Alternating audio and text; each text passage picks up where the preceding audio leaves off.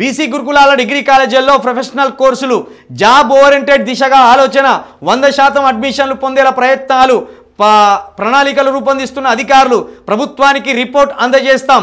గురుకులాల కార్యదర్శి రాష్ట్రంలోని BC గురుకులాల degree కాలేజీల్లో కొత్త కోర్సులు అందుబాటులోకి తెచ్చేందుకు అధికారులు కసరత్తు చేస్తున్నారు.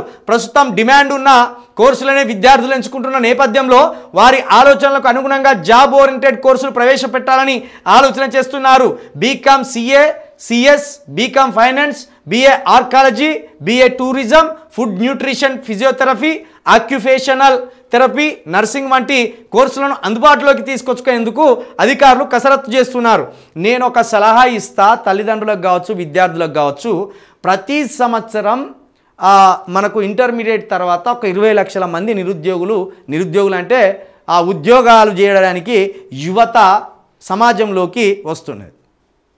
అందరు ఇంటర్లు, అందరు డిగ్రీలు, అందరు పీజీలు, అందరు బీటెక్లు, అందరూ మెడికల్, ఇవి ఇట్లా చేస్తున్నారు. గుంపులో గోవింద అన్నట్టు పోతాను. 10th అయిపోగానే ఒక ప్రొఫెషనల్ కోర్సుని ఎంచుకోరు, వేస్ట్ చేసుకోకూర్రి. 16 సంవత్సరాలకు మనం 10th అయిపోతాం కదా, చాలా విలువైన సమయం ఇది. 16 సంవత్సరాలకు 10th అయిపోతే ఇంటర్కు 2 ఏళ్ళు, డిగ్రీకి 3 ఏళ్ళు, పీజీకి 2 ఏళ్ళు. అంటే ఇవి 7 సంవత్సరాలు విలువైన సమయం. పైగా ఇక్కడ డిఈడి ఇదో 2 సంవత్సరాలు అయిపోయింది. ఇప్పుడు బీఈడి ఇదొక ఏడాది అయిపోయింది. ఇదొక 2 ఏళ్ళు, ఇదొక ఏడాది, 7 ఇవి మళ్ళీ 9. అంటే చదువు పేరుతోటి ఈ 10 అనుకుందాం, ఆఖరికి అవి 10, ఇవి 16, 26 ఏళ్ళు ఓన్లీ చదువుకే పోతుంది. మీకు 26 ఏళ్ళు చదువు కిందనే పోతాను. ఇక ఉద్యోగం అది ఇదని మళ్ళీ 3 సంవత్సరాలు వెయిట్ చేస్తే, 4 సంవత్సరాలు చేస్తే 30 ఏళ్ళు పడుతుందే. ఒక 30 ఏళ్ళు పడుతుంది అంటే సగం జీవితం ఆగమైపోతాను. ఇది మన పనికిరాని చదువుల లెక్కల బట్టి ఆగమైపోతాను. నాకు తెలిసి అడ్వాన్స్డ్ కంట్రీస్లో వాడు 17 ఏళ్ళు పడగానే సంపాదన మీదనే ఉంటుంది మన ఏజ్. వాడి లైఫ్ వాడు అనుభవిస్తూనే తల్లిదండ్రులకు ఉపయోగపడతాడు, లేకపోతే ఏదైనా కొత్త క్రియేటివిటీతోటి వాడు బాగుపడే పని చేస్తాడు. మనం 30 ఏళ్ళు వచ్చినా అవ్వయ మీద తింటాం, ఇంకా అవ్వయ గాజులు కావాలంటాం, లేకపోతే సిలిండర్లతోటో కత్తులతోటో పొడిచి చంపుతాం. కాబట్టి మన విద్యా విధానం మారాలి. ఈ సాంప్రదాయ ఇంటరు, ఈ సాంప్రదాయ డిగ్రీ, ఈ సాంప్రదాయ పీజీ మన జీవితాలకు కూడుబెట్టవు. విద్య ముఖ్యమైనదే, కానీ అర్థం పర్థం లేకుండా చదువుకుంటూ వెళ్ళిపోయారు. నాకు పీజీకి పోయే వరకు చిరాకు అనిపించిందే. ఏం పాడైంది ఇలా, నాకు ఏం అర్థం. ఇప్పుడు నేను చదివిన చదువుకును ఇప్పుడు నేను చేసే జాబుకు అసలు సంబంధం లేదు. ఎందుకు చదివినామో అర్థం కాని చదువులు ఉన్నాయి.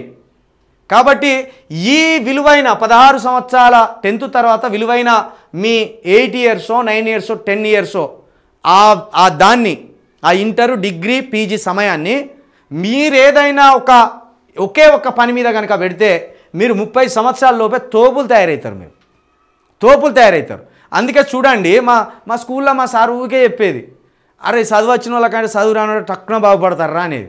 అర్థం కాకపోయేది.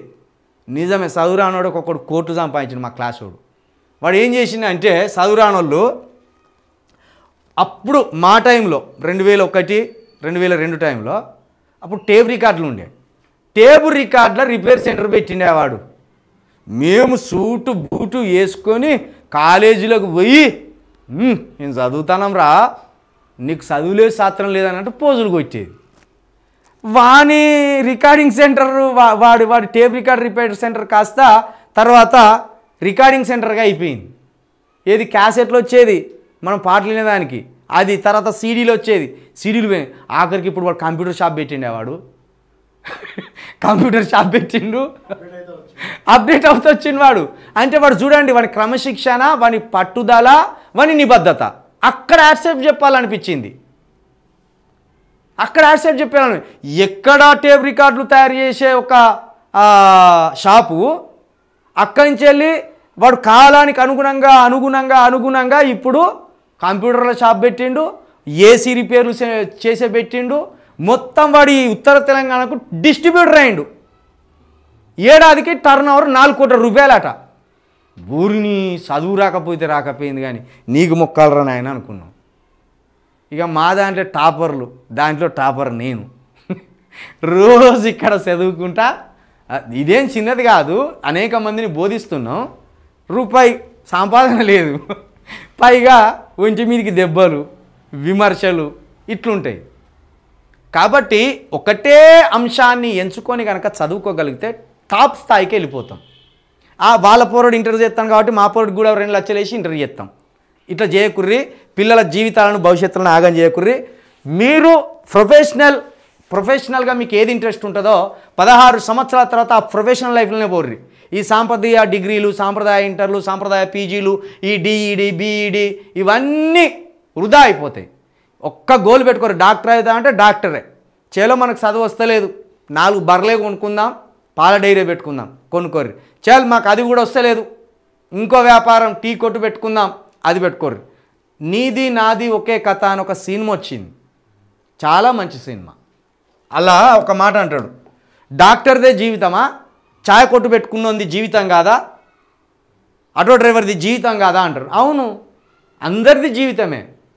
కాకపోతే నీకు పైసా ఉంటే అన్నీ అవుతాయి, అన్ని మర్యాదలు దక్కుతాయి.